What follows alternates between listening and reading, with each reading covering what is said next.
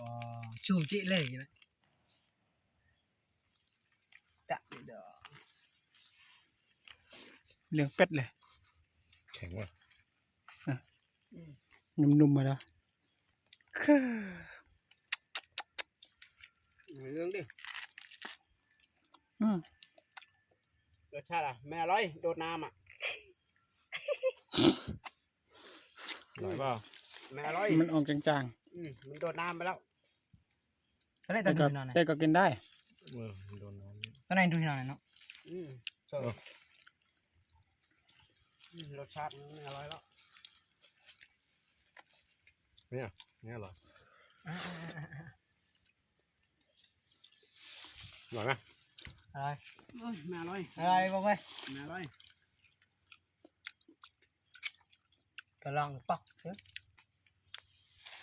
เนี่ยอันนี้